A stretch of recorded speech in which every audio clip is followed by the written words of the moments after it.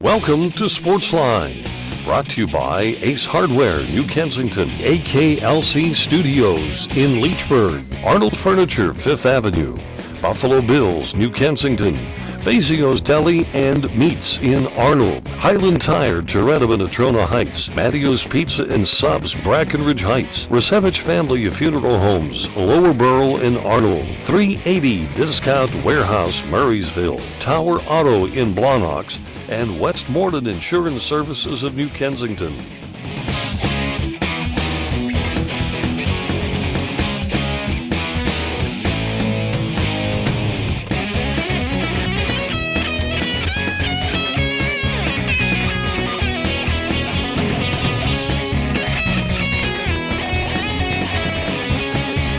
It's so nice to have you with us. Welcome to Sportsline Trivia. Happy New Year, among other things. Mike Pavlik joins me tonight, among other things. Steelers got me bawling. The Pitt Panthers had me in tears. That was worse. Penguins, we're coming around. They're getting people back. It's the most important thing. They got to get some people healthy. They struggling with health and mumps and injuries and whatever else it is. And I'm just happy that they, they get a couple days to rest up here. Maybe they start to get some people back in the lineup. Again, good to have you with us, folks. When you call, talk sports with us if you wish. We will give you a trivia question in sports to handle, to answer. Try to anyway.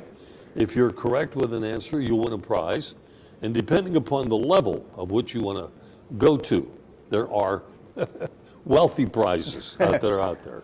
So, all right, here are the rules and the regulations on winning here on the show.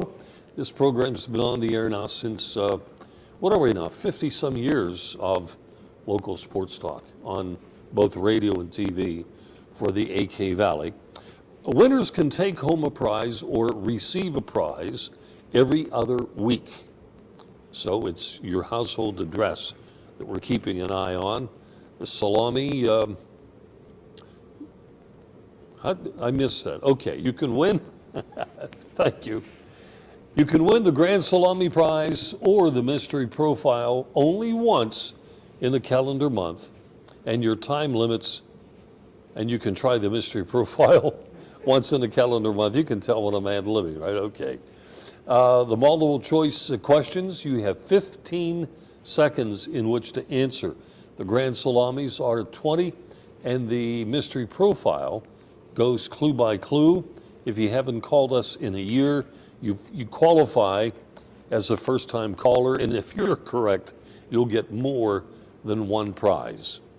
Also, you can go to the website, doubledribblebob.com, get the answers to the trivia questions, doubledribblebob.com. And I'm still doing a sports history and sports nostalgia program on WAVL Radio. They're 9:10 on the AM dial every Saturday morning at 10 o'clock. Mike, any word before we jump into the commercial? Come back with leadoff caller? No, I think that's about it. Okay. We want to dissect the Steelers season or the game. Both, one or the other. That's probably. Fine. Okay. That should be about it. Another issue did come up with the concussions between Ben and Heath Miller. Yeah, that's an issue. Those guys got shuffled back in there pretty fast. If anybody has any thoughts on that? There is a concern. I'm just basically trying to get over the fact that they lost, which I'm okay with. I was good the next morning. They got beaten. It's a lot easier, I think, to just go out there and get beaten. And you can, I don't know if it's because they didn't have Bell, and you maybe went into the game thinking, well, this is going to be a lot harder than it was going to be anyway. I mean, they could have had Bell and still lost, because when those two teams play, that can happen. So Baltimore has had success in that kind of setting more recently than the Steelers have, and there were only 25 players on the Steeler team going into that game that had ever been in a playoff game before. But somewhere in the first half, time of possession was so heavy in favor of the Steelers. But they couldn't get it in the end zone. Yeah, exactly. You thought that we should be ahead 21-0. But that's what the game is now, field goals versus touchdowns. It's very important. Yeah. We'll take a break. We're coming back, and leadoff caller is in the chair. Stay with us. We'll return in a moment.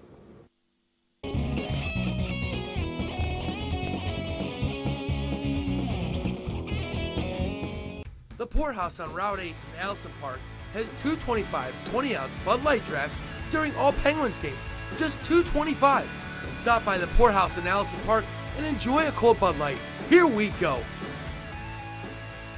Westmoreland Insurance Services isn't like your ordinary insurance agency. Not only can you get a variety of quotes from leading insurance companies, but you can purchase that protection through Westmoreland Insurance. Accidents happen. Are you prepared? You can be with a wide range of homeowners insurance options from Westmoreland Insurance Services, putting your family's safety in their family's hands for almost 40 years. Give them a call, 724-337-3557.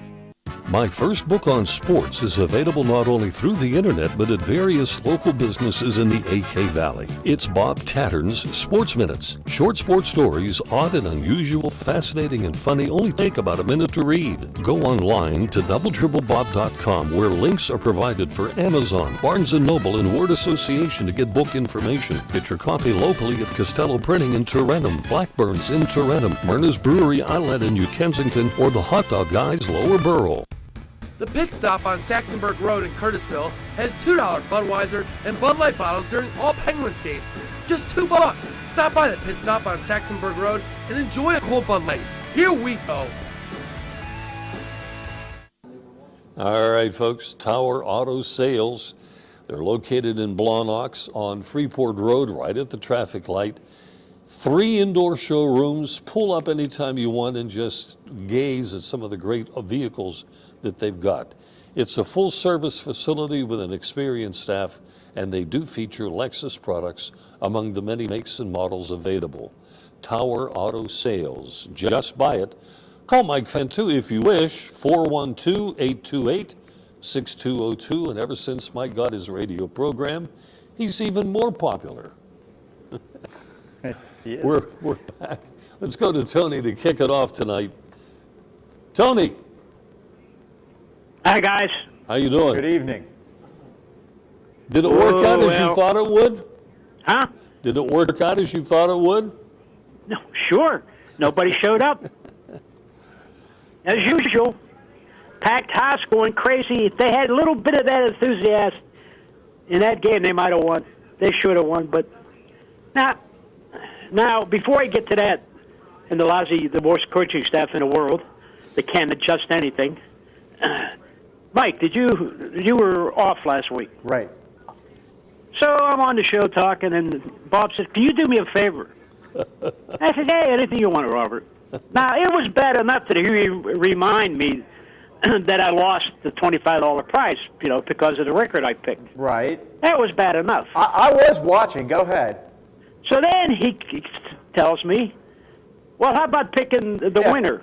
Why don't you give it away? That's like me being in Mexico up against the wall for the firing squad. but before anything happens, I have to load the guns. Mm-hmm. Yeah, I saw that. I thought. Oh, you did? Oh, okay. I thought you missed that. I thought you handled it very well. Well, would you do me a favor? By the way, you didn't win. Yeah, I know I didn't win. All right. Hey, hey, you could be me and actually have predicted the correct record, but wasn't allowed to win. Yeah, I know that. So. Oh, well, hey, that's what it is when you make that big money, Exactly, but that's okay because, like I said, that's why I called to gloat. I called at the end of the show to gloat so I could at least say, hey, I got it right, and that's all I get out of it, so I had to do that. That's all. That's right. Yeah. Now, somewhere along the way, did we win the Super Bowl last year or something, or and I missed it completely, or what? Not in a while, no. It's been a while. Did you see that schedule? Yeah, and while the game was going on Saturday night, and the guys I was watching the game with, and I said, well, there's one thing, and you start with next year, maybe we got the ball rolling now, and next year this will be, and I said, have you looked at the schedule? Yeah. Let me give a rundown of the schedule if people may not have seen it. Well, we go to Seattle. Isn't that delightful? Then to San Diego. Then we're back going to Kansas City probably for the next 10 years. Yeah, I love that. Yeah, then we have St. Louis, besides the Ravens, Bengals, and Browns. Right. Then at home we play New England. Oh, that's delightful. All right? But that ain't all. We play the Broncos. The Raiders are happy we're back on the schedule. The Cardinals and the 49ers and the Colts. Yeah, next year's West and West.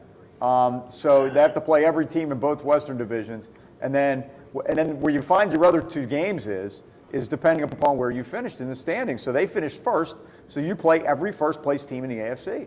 That's how it works. Recently, they haven't had that problem. Last year, strangely enough, even though they were 8-8, they finished second. They had to play all the second-place teams. But it just, look, this year, 3 teams from the Steelers division, the AFC North, made the playoffs. And the reason that happened was that their crossover against the NFC happened to be the NFC South, where nobody had a winning record. Right. Now, next year, the AFC North has to play the NFC West. I got news for you. 3 teams from the AFC North are not going to make the playoffs next year. As a matter of fact, probably only one is, and that's the one that wins the division. The schedule maker has so much to do with it that people don't realize it sometimes, that it is such a big factor in who makes the playoffs and who doesn't. And I think he did Steelers a favor. We were playing the Jets, or we're playing all these tough teams, and they play better against better teams. Yeah. Yeah, they might win a few more games than you think they might, but I don't know. There shouldn't be nobody left down there. But anyhow, before I get to that, I read an interesting article about the quarterback for Ohio State, Jones. Cardell Jones. Yeah. He enrolled in the fall class of 2012, and he's still a freshman. Yeah. Yeah. Well, he's a redshirt. So he'll be one of those 5-year seniors. He's a redshirt. Yeah, freshman. he'll be a senior for 5 years. But anyhow, after he got there, this is his statement, okay? Why should we have to go to classes? I read the same thing. If we come here to play football, that's good. We ain't coming to play school. Classes are pointless. That's what's wrong with colleges today. Yeah. That's the big problem. It's not a college to learn or anything. It's a college. It's like a minor leagues for any sport you want to play. And that's the trouble. And that's ridiculous. But nobody will do nothing about it. It's all do-re-mi. Everybody show me the money. The networks are running everything. The NFL is running everything. Did you happen to see, Tony, that the... I mean, they could stop that. A lot of that, and they also could stop guys leaving early. The 2 games. Well, I have a way to do that, but the two games on New Year's Eve were not only the highest-rated college football games of all time. They were not only the highest-rated football games on cable of all time. They were the highest-rated programs ever on cable television. Those 2 games on New Year's Day. That's what they want. And they resisted having a playoff for all these years. Why, I'll never know.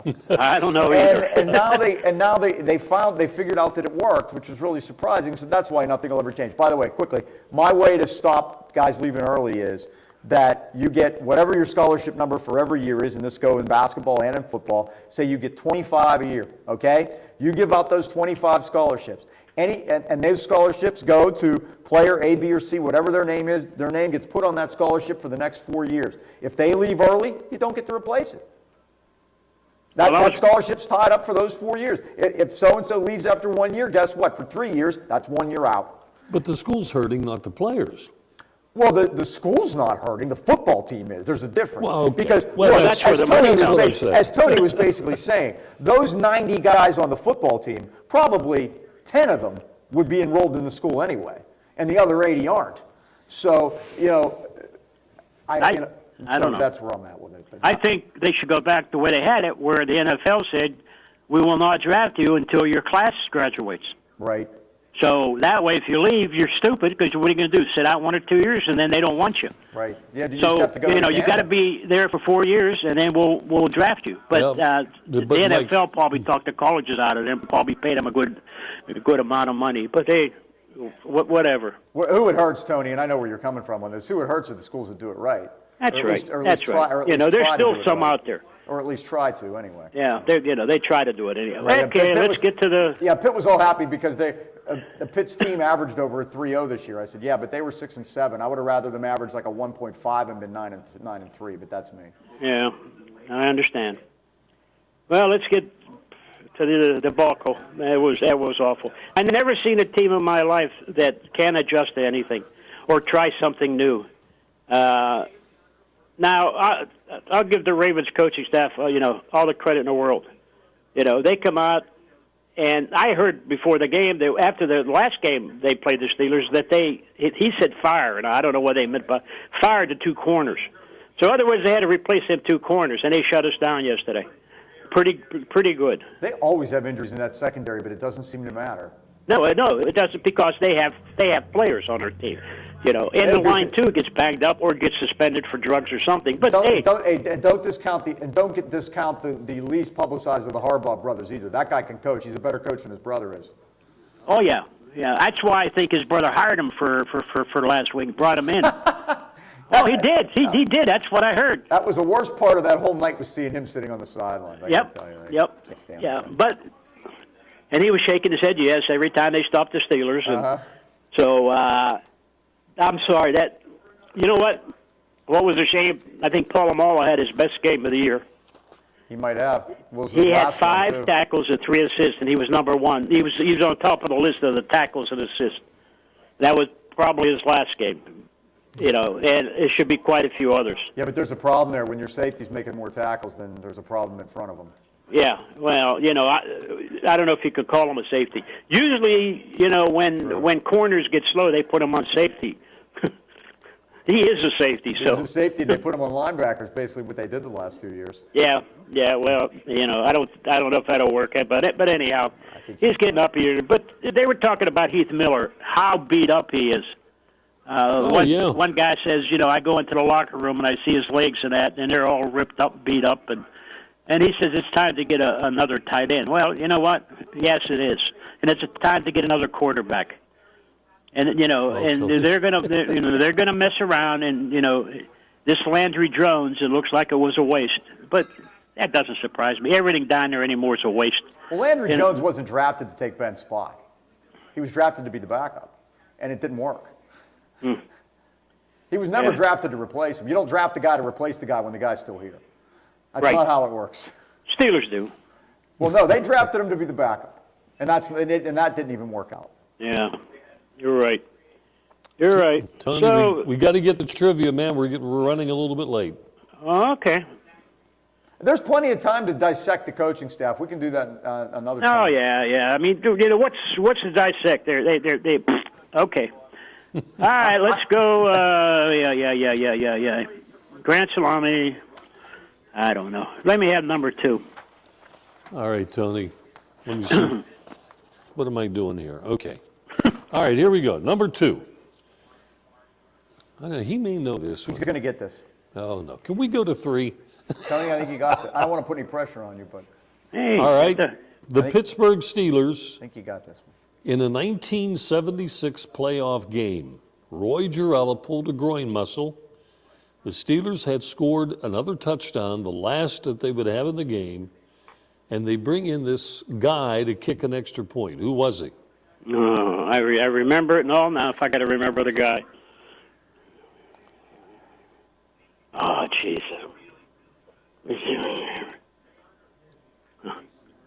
Trying to think. Come on. Oh. 5 seconds. Terry Bradshaw. No. No.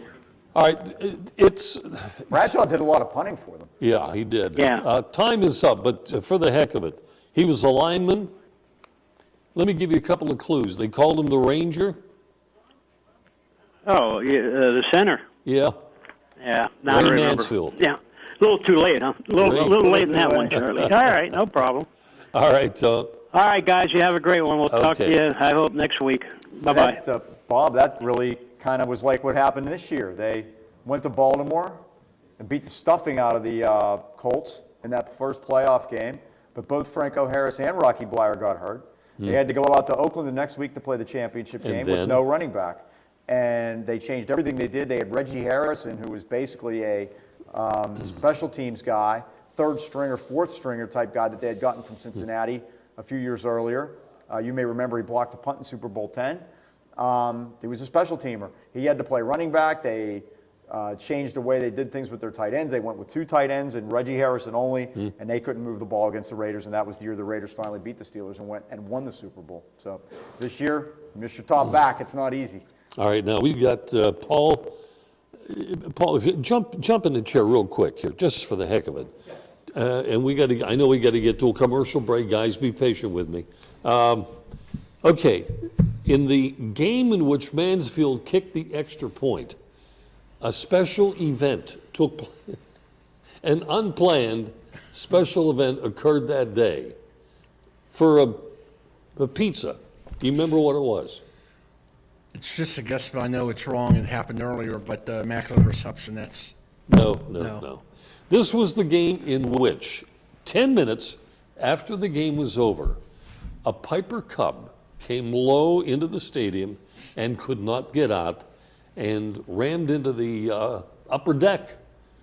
The pilot escaped serious injury. 3 policemen from Baltimore were slightly shaken up, and that was it.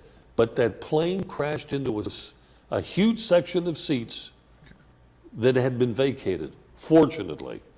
And the story that I read about this guy, he called his buddies and said, pay attention to the game.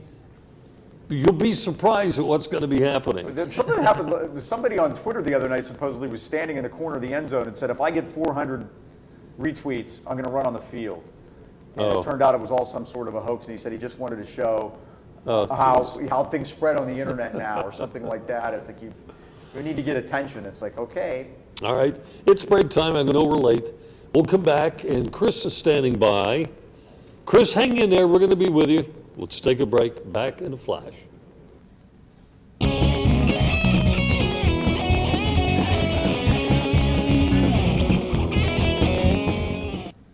Welcome to Buffalo Bill's Roadhouse, the place for big appetites. Their great sandwich selection includes the Geronimo, piled high with generous portions of meat and fixings. Their barbecue ribs are the best in town. Half rack or full rack, they don't come better. Buffalo Bill's wings are everybody's favorite. Uniquely oven-baked, not deep-fried, and yet so crispy. Your choice of 13 flavored seasonings. Grab a bucket for the big game. Eat in or take out, credit cards accepted. Buffalo Bill's Roadhouse, Freeport Road, New Kensington, across from Felderelli Square. For over 38 years and 3 generations, Arnold Furniture has been the area's favorite furniture store. We have over 4 floors of living rooms, dining rooms, recliners, bedding, carpeting, and so much more. You'll always find friendly personal service from one of the family. And our prices consistently beat the competition. Plus free local delivery and free setup guaranteed. Visit Arnold Furniture online at arnoldfurnitureinc.com or stop in and see us today. AKLC Studios LLC is the place for your video and multimedia needs. Let AKLC Studios produce a unique television commercial for your business. At your location or in our studios, we're here to meet your needs. Ever want your own television show? Let us show you how. AKLC Studios LLC can even tape your special events and weddings. Whatever your multimedia need, call AKLC Studios LLC in Leechburg today. Professional quality at hometown prices. Don't forget to like us on Facebook. If you're hungry for a pizza right now, perhaps one of those great sandwiches that Mattio's makes, you might want to give them a call. They're open right now, 724-904-7312. Mattio's Pizza and Subs.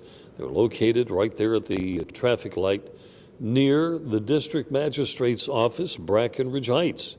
So take our advice. Go where the stuff is good and fresh. Mattio's in Brackenridge Heights. Okay. Folks, we are back. I think we got Chris on the line. We mailed the prizes out. Chris is going to be going to Krause's Diner. Yummy. With his certificate. So, Chris, that Krause's Diner certificate will be coming out to you, and I know you're going to enjoy it. How are you doing? Happy New Year. Happy New Year to you too, Bob and Mike. You too. Uh-oh. Yeah, I got the dog in the background here. Let me move it a little bit here. My God. I kind of expected Baltimore to take that thing, but this Baltimore-New England thing, I am a little edgy about Baltimore winning against New England. I don't think it's going to happen. Well, they're going to run into a real problem. New England's got all cylinders going, Mike. But I will say this. That's the last team New England wanted to see come up there. Because they've beaten them twice. Remember what Cope used to say, shut that dog up. All right, give me a second.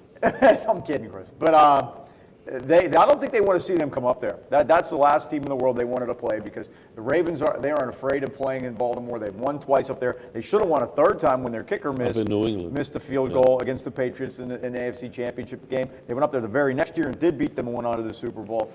I don't know if they're going to win. I believe that the Patriots are going to go to the Super Bowl, but I don't. And I think they've been head and shoulders the best team in the AFC since probably Halloween. But we'll see. I don't see. That was a miracle Dallas won the way they did yesterday. What's that? That was a miracle the way Dallas won yesterday. Oh, yeah, Dallas. My gosh. What a rally by Tony Romo. I blame Chris Christie. I think it was his fault. But the call and the pass interference, and they picked the flag up, and they didn't tell why, and they announced it and marked it, and then there was just it didn't have a good look to it. Let's put it that way. I wouldn't want to be. The Lions got jobbed, basically, is what happened. And you take that call in conjunction with the fact that Jim Caldwell is their coach, and Jim Caldwell was going to do dumb things, which he did by not going for it on 4th and 1 after that anyway. After I thought, that they should have gone for it on the 4th down after the bad call. And you got to give the Cowboys credit. They came back. I mean, they could have been buried in that game. But Matthew Stafford's never won a game on the road against a winning team, ever, in his entire career. And one more thing I can be happy about, Ohio State, they're going to go to another game. I'm happy about the Buckeyes. So am I. I had all my gear on the other night watching the game. I was really surprised they won. Yeah, they almost lost that game. Well, that's a tough one, though. I can't say they almost lost it. I guess you can, but, I mean, you're playing Alabama. You take any win you can get, especially when you go in as an underdog. Oh, yeah, definitely. I know that, but Alabama being an underdog, but they almost lost that game. You got to be proud of Ohio State. It was on until at least 1 o'clock in the morning, or not later. It was a heck of a game, though. I'll tell you. Yeah, it was. I enjoyed it. It definitely made up for the first one, which was kind of a blowout. The Rose Bowl was a little bit. It was about a snoozer after about midway through the third quarter. But and anytime you beat Alabama, you've done something. You've accomplished something. Now we'll see what happens. Oregon's a 7.5-point favorite, I believe, to win the thing, and that'll be next Monday night. We'll see. That's what we wait to find out. I mean, you can't have everything, though. You know that. All right, Chris, let's do some trivia. Multiple choice for a second trivia. All right, Chris, here we go. See if we can get a winner here. Okay, I'll try. It is football. What Pittsburgh Steelers quarterback shares the record of throwing 7 interceptions in one game? Was it Kent? Now, this is the who's who of lousy Steeler quarterbacks. Was it Kent Nix, Bill Nelson, Dick Shiner, or Tommy Wade? Would have to be Tommy Wade. Tommy Wade? Yes. That is correct, Chris. You are a winner. Tommy Wade in 1965 against the Eagles. Now, Bob, you'll have to help me. I don't remember much about. I don't remember much about Tommy Wade. I do know. It may have been the only game he played that year. Are you serious? I'm serious. Well, you check it out. I think you're going to find that. We're going to look him up. But I used to hear my dad complain about Dick Shiner and Kent Nix, that those guys were in the later 60s, and they were pretty bad. Now, Bill Nelson, I remember playing for the Browns. He did. Bill Nelson played for the Browns and wasn't completely horrible there in the early 70s, and he was replaced probably by Mike Phipps. So, Chris, congratulations on that. Okay, thank you, Bob. All right, so Chris won a prize 2 weeks ago. Now he's got another one, coming up here. I'm going to use the Google machine. Yeah, we're going to check into that. There's been some pretty lengthy discussions on Ben Roethlisberger and Heath Miller leaving the game with perhaps symptoms of a concussion, and almost immediately came back in. I think Roethlisberger was out for maybe 3 plays, and Heath Miller may have gone out just for 1 play. I'm not sure, but back in again. There is something called protocol when situations like this happen, where the teams are obligated through the agreement that they've got with the union, and it's also a matter of record with the NFL, that they have to properly evaluate these guys before they are permitted to go back into a ball game. And they went back in pretty quick. So there's 2 sides to this as to how you look at it. If you're a family member and you really are concerned about these guys, you don't want them to go back in no matter what. Right. But if you've got a few bucks on the game and the only way you're going to pull this out is to keep a Roethlisberger in there and, Heath Miller, and, it really doesn't affect you in any way. You're a fan. We got to win the game, fellas. Like I told you before, I'm not a doctor, but and I don't even play one on TV. But Dr. Maroon is the neurologist for the team, and I know people that he's worked with. I have family members that have gone to him. His reputation is such, he's not going to send anybody back out there and ruin his reputation. He basically has come up with the protocol to begin with. He's come up with the different plans to test the youngsters and the kids and everything like that. I just find it very hard to believe that guy would send somebody back onto the field if he didn't think that they were okay to go. And that's... Or could it have been that Miller came off and maybe somehow, made a few turns to get away from the doctor, and the very next play he's back on the field. Or just ran out there by himself. Yeah. And again, I'm not sure who was out on the field to go get them. I think Miller was waved off. I don't think that they even... Well, the official waved him off. Right, but I don't think they called time, and the staff came out to meet him, which in Ben's case they did. And, and look, and the other thing is this. All you can do is, I guess you look into the guy's eyes, and I guess a doctor can tell, or maybe he can't. But all you can do is say, what happened? And if you don't, now there supposedly is a mechanism to go look at the video, to see that the doctors are able to go over and look, to see, to look at the injury. Remember with Bell's injury, the doctors, Dr. Bradley, the orthopedic doctor, had taken Bell back, and he wanted to go back in the game right then with his knee. And he looked, and they were looking at the replay, and he said, look, right here's what happened. He said, I can't send you back in when that happened. Because Bell was going to go back in, even though he was in pain the week before. So I don't know, but all I know is, what you said earlier. You just think of Ben's wife sitting home with 2 little kids. Yeah, that's what's her concern, right? Her concern right now is, the heck with the game. I want my husband when he's 40 to be able to, take care of the kids when I'm at work or whatever. So. These are tough things. They've done a great job of getting better at it, but there's still a long way to go, and especially in college. I think college has a way bigger, a longer way to go than they have in the pros, because there's no one to sue you in college. The players aren't going to get together to do that. So, yeah, folks, we're going to take another break here and then come back. Paul is in our studio and we'll audience. Have Tommy Wade information. Oh, you have it. Yeah. Was it the one game? He played one game in 1964, but he broke this record had this record in 1965 when he played 4 games. All right. Okay. So we'll call that a tease. Limited action. We'll call that a tease, because I'll tell you what, there's a better number than the 7 in 1 game. Okay. Back in a moment. Sportsline will continue here right after this time.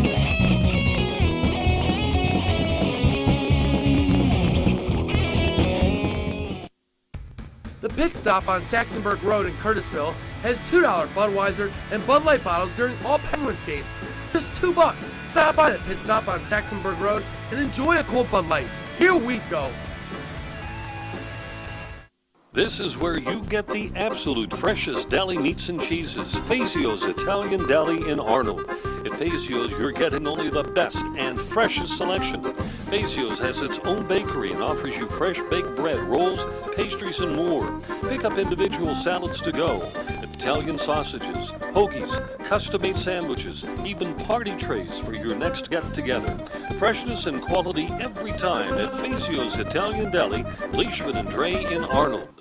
Westmoreland Insurance Services isn't like your ordinary insurance agency. Not only can you get a variety of quotes from leading insurance companies, but you can purchase that protection through Westmoreland Insurance. Westmoreland provides a full range of coverage for all of your automobile needs. Westmoreland Insurance Services, putting your family's safety in their family's hands for almost 40 years.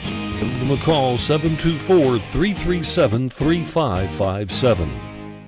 The Poorhouse on Route 8 in Allison Park has 225 20-ounce Bud Light drafts during all Penguins games. Just $2.25. Stop by the Poorhouse in Allison Park and enjoy a cold Bud Light. Here we go. You know, when you do your car shopping at Tower Auto Sales, you have the benefit of over 35 years experience at the same location. Tower Auto Sales can help you with the selection of your next pre-owned vehicle.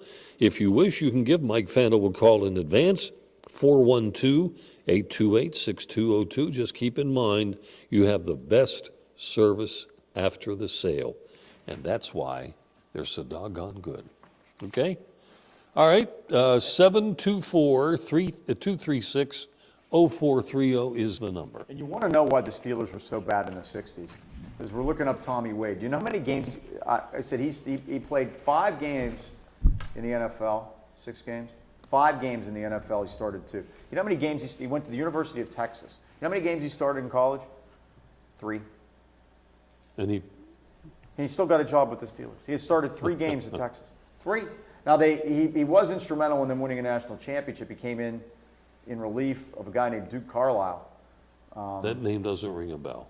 And was, I guess he specialized in the 2-minute offense, according to Wikipedia. And, of course, if it's on Wikipedia, it has to be true.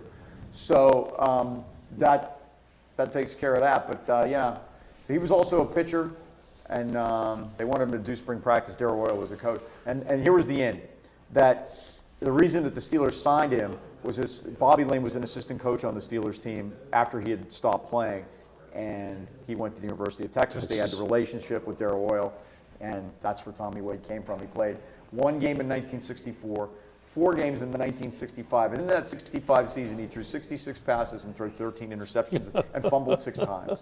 That's almost 25% interception. Oh, and we think this year was bad. We're all disappointed about losing a playoff game, winning the division, and getting a hat and a T-shirt. Well, let me mention this now. Rex Johnson, a true story, is the guy who played for both the Steelers and the Pirates. Okay. Early 60s. He did play for both.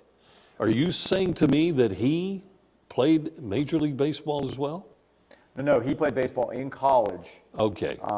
For the Texas Longhorn baseball team, which is a good baseball team. Yeah, They've good program. Good program. Always been a good program. Roger Clemens, guys like that. So. Okay. That's it. So that's your Tommy Wade story. Wow. Put that one in the back of your cranium. 66 passes, 13 interceptions.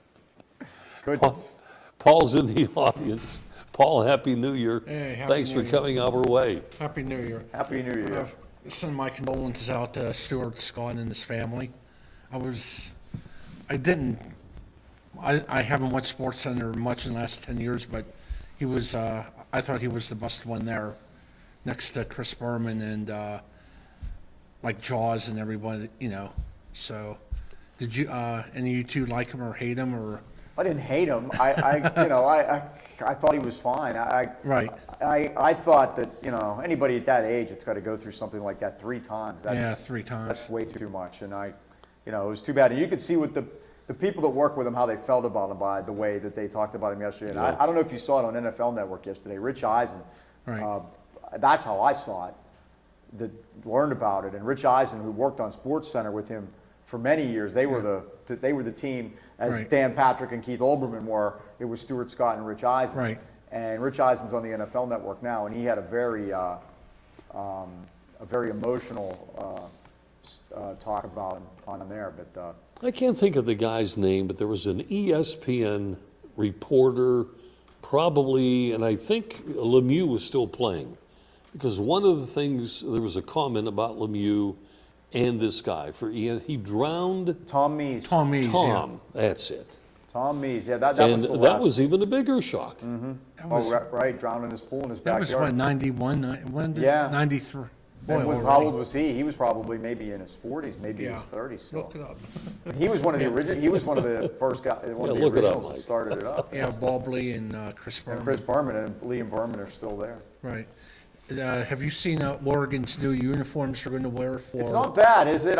Silver and white. Right, and the Buckeye ones aren't too bad either. So it shouldn't be too difficult. I guess they're both Nike, which Yeah. makes Phil Knight happy. Of course, he'll be standing on the Oregon sideline. You don't have to worry about that. Is Oregon going to keep those for next year or no? They don't wear anything twice.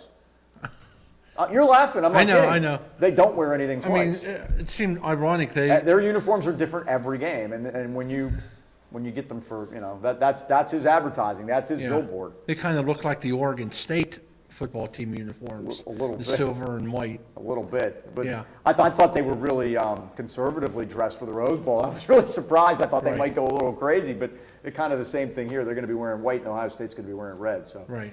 that's what. And the craziest is Maryland. I think. I don't know Right. if Maryland is Under Armour, and the Yeah. head of Under Armour is a Maryland guy, and it's the same thing. And he, Indiana- basically, they told him, you do whatever you want. Indiana, they have bizarre uniforms. Yeah, and- sometimes they do. So. Yeah. And what did you think about the Melk and Adams fight? Was that a good thing, bad thing, or who cares? I don't think it's a good thing. See, I don't know. The Penguins wanted to slough it off as, oh, this happens all the time and boys will beat boys. No, it doesn't. Right. It doesn't happen all the time when two guys on the same team come to blows in a morning skate. And Craig Adams, they said today, still has a face mask on because Malcolm obviously beat the crap out of him. Right. And from the sense I get is that a lot of people want to beat the crap out of Craig Adams, but that's kind of the way, a little self-inflated sense worth of self-worth, but that's fine. I don't know what the deal was, and I don't know. All I know is this: it's not normal, and there's got to be something behind it that had more to do with they were battling Right. for a puck. I mean, that had to. Yeah. That just does. I'm sorry, but that against you hear of in training camp in football, teammates are going to go. Oh, yeah, the they're good. rookie's going to try to make his bones by. Cam Hayward, when he first showed up at Latrobe, was getting into a fight. And because he was, hey, here I am, and I'm going to be noticed, and this is what's going to happen. And you'll see that in football a lot between a rookie and an established vet or a couple years, somebody you're trying to take a job from. But these are two guys that won a Stanley Cup together 5 years ago. I don't understand. Yeah. I really don't. Is there a lot of fighting like during high school football practices or college football practices or? They don't hit anymore. Yeah. Right. Especially in high school. I mean, a lot of places I know at Highlands, ever since Sam Albert's been there, that they don't hit during the year. I mean, they'll do live contact drills in camp, but when you're worried about numbers, and numbers are down all over the place in high school football. Is that fear of concussions and? I think it's more fear of just losing anybody because of any injury. Right.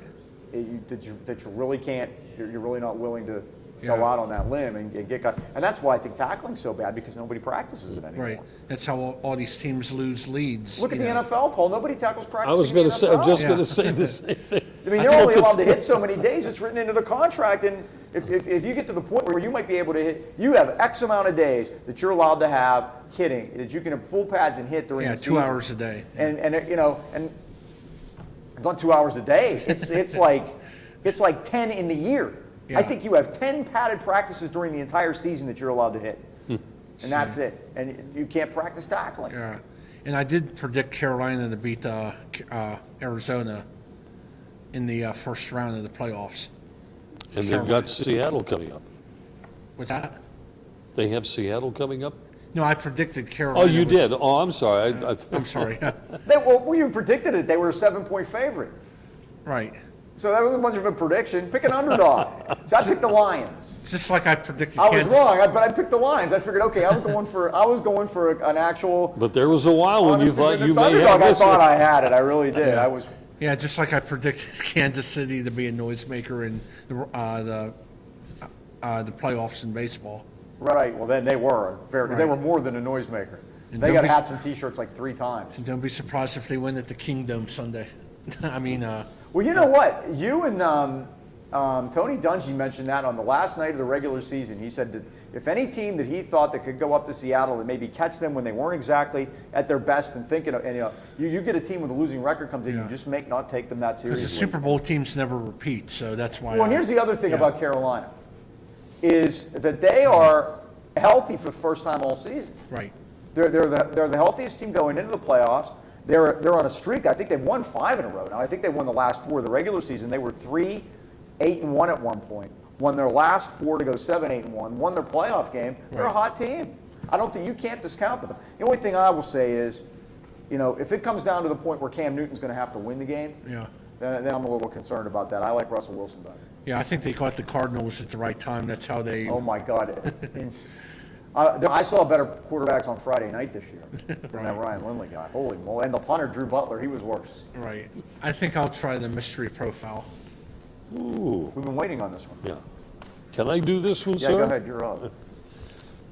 Yeah. All righty. Mystery profile. Listens, we haven't had a crack at this one since it's been up here now for about a month. So, Paul, if you get it on the first one, you know the rules and the regs on this one. $100 if in prizes if you get it on the first clue. And then each time we go to a new clue, it drops 25 bucks, okay? Okay.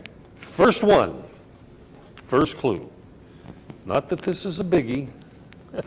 I was involved in an incident with Jackie Robinson that later became part of a children's book.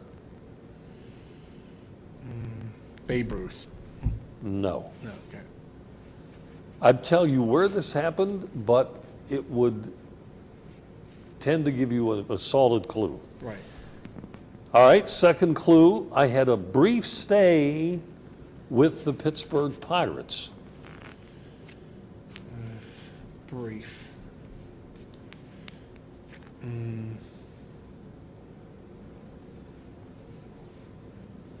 Joe Garagiola.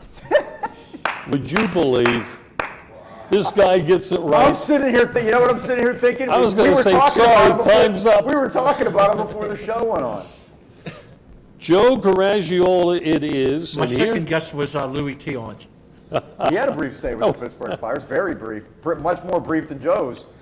The best baseball announcer of all time, Joe Garagiola. He's up there. But listen to this. Okay. But listen to this.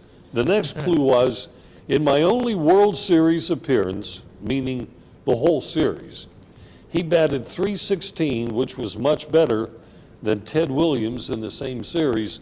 That's when he was with the Cardinals, and they had played the Red Sox. 1946. And the next clue, during a game, former teammate Stan Musial stepped into the batter's box and said, "When are you going to retire?" And the Tinker Toy clue, I grew up in the same neighborhood as Yogi Berra. It was an Italian section of St. Louis. They call it Little Italy Hill or something like that now. Yeah, he and Yogi were together there. Yeah, so, but congratulations. Okay, There you go, thank Paul. you. By Paul the way, wins. Tom Mees died on August 14th, 1996, at the 96. age of 46 years old. Wow. Drowned in the pool. All right, so Paul picks up 75 smackers. Good one in for early. prizes. Yeah. How about Get that that? out of the way early so you get Yes. 2015 off to a good start. Okay, hey, Paul, thanks. Thanks, Paul. Okay. It is thank break time. We're going to come back with Rich from Cheswick, who's on the line with us tonight. Stay tuned. We'll be right back. All right, go.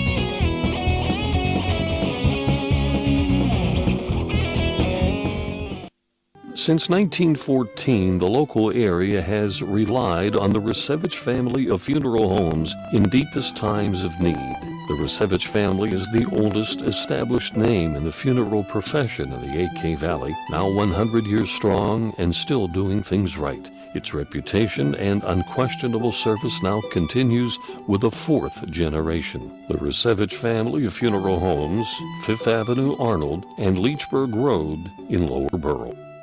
AKLC Studios LLC is the place for your video and multimedia needs. Let AKLC Studios produce a unique television commercial for your business. At your location or in our studios, we're here to meet your needs. Ever want your own television show?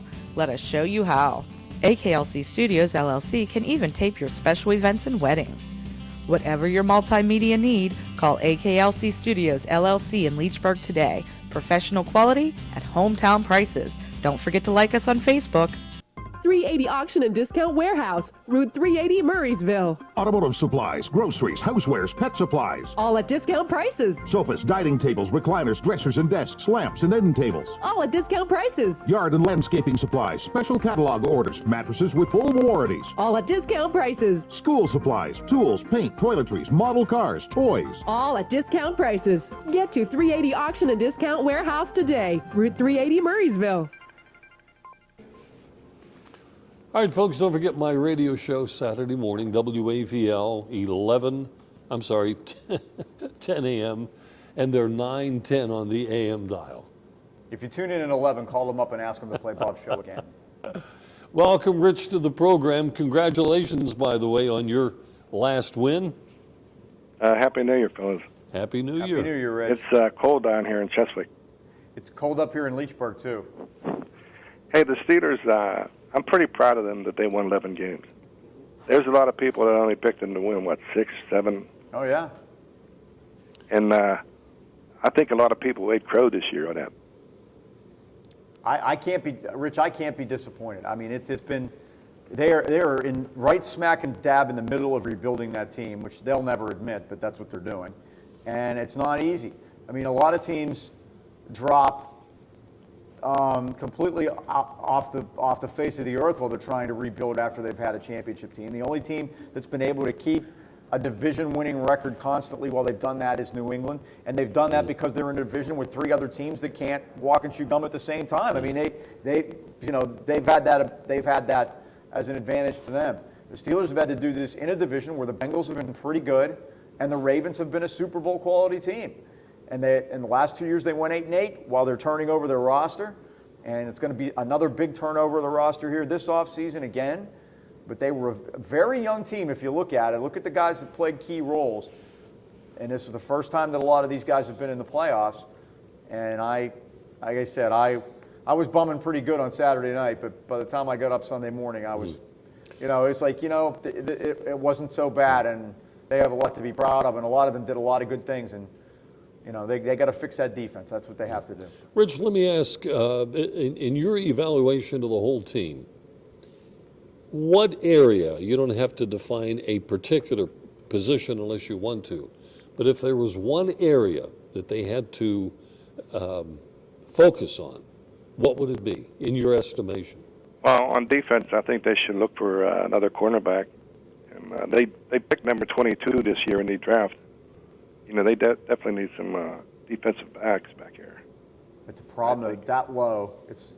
If you're going to get one that's going to step right on the field the first day of St. Vincent's and be a starter, I think you have to be picking a lot higher than 22nd because those guys go awful fast. And it's the same thing this year. They really like that Justin Gilbert that was picked by Cleveland, and he turned out, and I think they were going to take him if he was still there, and he turned out to be a complete bust. Not only so much on the field, but another one of these guys running around with Johnny Football, worried more about partying than about what's going on the field. And they supposedly were ready to take him, and even higher up than they're going to pick now. It's just a really bad spot that it's amazing that they've been able to do as much as they have, changing the team over, considering that they've never had a chance to pick in the top 10 while they're doing this. Well, their putter was inconsistent too this year. They might have to look for another one next year. Yeah, those are hard ones to figure. You don't know, is this a guy that is going to develop and get better as he gets older? I thought the same thing about Drew Butler, and then I watched him punt on Saturday. Oh, he was terrible, wasn't he? I was very wrong. He has not gotten any better at all, and that was one of the worst performances I've ever seen. So, if they can find somebody, that means something for field position. That too, and speaking of field position, their kickoff returns were horrible this year. It was such a sore spot that they eventually used Marcus Wheaton, who I guess you could say, when you compare him to what Dree Archer did and what LeGarrette Blount did before him, I guess you could say he did better, but that's about it. They need to figure out a way. They got to get somebody back there that can run a kickback. By the way, it's come up in a couple of conversations I've had with some folks that perhaps the NFL should have the kickoffs from the 30. Well, Bob, I don't disagree with you at all, but if they're going to move it anywhere else, it's going to be moved further the other way. They'll move it to the 40 because they don't want kickoff returns.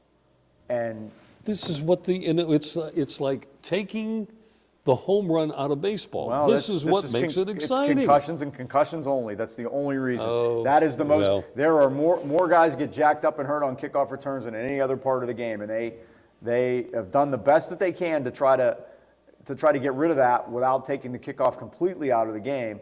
And that's exactly what Bill says. Well, Bill says maybe we need to go back to leather helmets. Well, Mike Ditka has an idea that I've said many times right here. Take the helmets off altogether. Ooh. if you take the helmets off altogether, there'll be way less concussions because nobody's going to be using their head as a weapon anymore. And Mike Ditka said it. He's serious, and I agree with him. I mean, if you want to do that, but they're gonna, they got to find somebody to bring back kicks and those two things as far as field position goes. But they got to tighten up the defense. And I don't know, Rich, what do you think about Dick LeBeau? I think he did a terrific job this year, considering the lack of talent that he had on the defensive side of the ball, to making them respectable enough that made them a division winner. I just wonder if he may be thinking it might be time. I thought he had one of his better years. I do too. The Steelers were supposed to be playing this year bad. I thought he did a great job considering what they had to work with, and whatever the conglomeration is between he and Tomlin, because I know Tomlin has a lot to do with the defensive side of the ball too. And I thought coaching wise, I know Tony is going to want to crush them, and we'll get into that at some point later on during the offseason. But even Haley, I mean, I didn't exactly like a lot of what they did on Saturday night offensively, but I also think that they were kind of put in a pretty bad spot by. And the other thing too, and we're gonna run here, is that you take a good look at what Saturday night looked like, because there's a really good chance that Le'Veon Bell's going to be suspended for the first 2 games next year, and they're going to have to do something about that running back position for those first 2 games. That's what it's been for a DUI, has been a 2-game suspension. So it's probably what's going to happen to him. Rich, you're eligible, so. Okay, I'll take the multiple choice. Okay, my right, turn, Rich. I think it is, right? I think it's me. Okay, go ahead. No, that's right. Who was the first player to rush for 25 touchdowns in one NFL season? Emmitt Smith, Paul Hornung, Mercury Morris, or LaDainian Tomlinson? The first NFL player to rush for 25 touchdowns in a season. I'll say Emmitt Smith. You'll say correctly, Rich. Emmitt Smith did it in 1995. The all-time leading rusher. We in the get 2 NFL. winners there, plus what Paul did, so. We got the year off to a flying start. Yeah, How not about bad. Happy New Year, Rich. Thanks for the call. Thanks, Rich. Okay, guys, thank you. We have a couple of minutes here, maybe a minute. Yeah, go ahead. Hall of Fame tomorrow. Election for Baseball Hall of Fame that will come out tomorrow, I believe, at 2 o'clock. So that'll be interesting to see what happens there. Some first-timers like John Smoltz, Pedro Martinez, and Randy Johnson are on the list. I think also Gary Sheffield's a first-timer. Can only vote for 10, and that seems to be the deal with some of these. Now there's a crunch in the ballot that there are so many guys that are eligible now with that people aren't voting for the steroid guys, and guys like Bonds and Clemens that would have gotten in on the first ballot in the past that are still out there, and some people still vote for them. That would put them on. If I had a vote, I would vote for those 2 guys. But by the way, and I 100% completely respect the people that will not vote for them. I think this is all. Where do you stand with Pete Rose? Oh, I think Pete Rose should be in the Hall of Fame now. I think he served his time. I respect people's opinion with this, because I think this is a personal decision, and I don't think that so much of the angst that these guys have about Buster Olney has decided to send in a blanket ballot this year as a protest, and I'm thinking to myself, if there's a guy that misses out on an election by 1 vote on somebody that he's voted for in the past, how is he going to feel about that? The rules are the rules. The Hall of Fame makes the rules. It's their building. They can have it the way they want. Major League Baseball doesn't make these rules. So you take with it should be your privilege to have a vote. Make your vote. Be quiet. Follow the rules and be done with it. I have a cause celeb, Alan Trammell, a shortstop. I don't think he gets his due, and I root for Mike Mussina every year, so this is his second or third year on. I know I root for him. I think he won 270 games in an era where there was a lot of offense going on. I think he deserves consideration. Yeah.